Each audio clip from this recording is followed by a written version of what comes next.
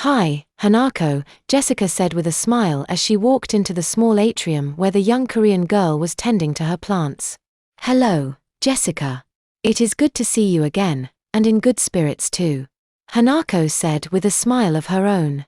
Jessica kneeled next to Hanako and marveled as she watched a wilting rose flourish and bloom as Hanako held her hand near it. "That's quite the green thumb you have," Jessica commented. "My name means flower child. So it's only fitting that I live up to my namesake," Hanako said. "Tell me, Jessica, what can I do for you?" she asked. "Well, Hannah thought it would be a good idea to get to know you guys. And you're the first person I've seen, so you get to go first," she explained. "I see. What would you like to know about me?" Hanako asked as she pruned the newly rejuvenated flowers. "Well, where are you from? How'd you become a hero?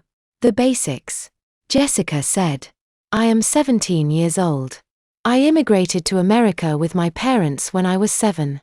When my father got us passage to America, he was led to believe that he and my mother would have jobs and a better life waiting for us here. But he was deceived," Hanako said. "When we arrived here, we discovered that we had been sold into slavery to the Tsu, an American faction of the Yakuza," she explained, a forlorn expression on her face as she recounted her history. "That's awful. What did your father do?" Jessica asked.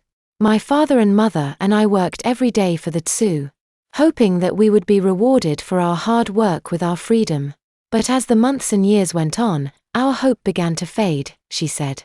"One night, out of desperation to save his family, my father gathered my mother and me and attempted to escape the camp the Tsu were keeping us in. As we neared the fences, we were attacked by several of the Tsu.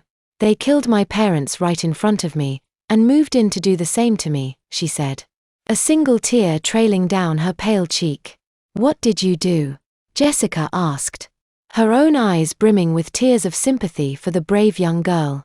"My powers emerged that night as the Tsu warriors moved in on me, and I killed them all," she said flatly. "After I escaped, I lived on the streets for a long while before I was discovered by Ataris. He brought me in to give me a warm place to stay.